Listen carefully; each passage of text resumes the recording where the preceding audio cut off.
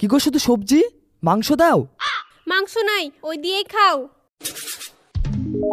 ওই তো দুটো মাংস আছে। ওই মাংস কাঞ্চনের জন্য রেখেছে, আমাদের খাওয়া মানা।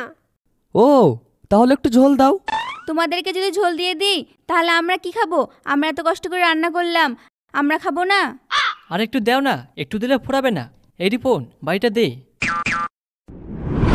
এই ঝোল নিবে না, আমরা খাবো। না আমরা খাবো।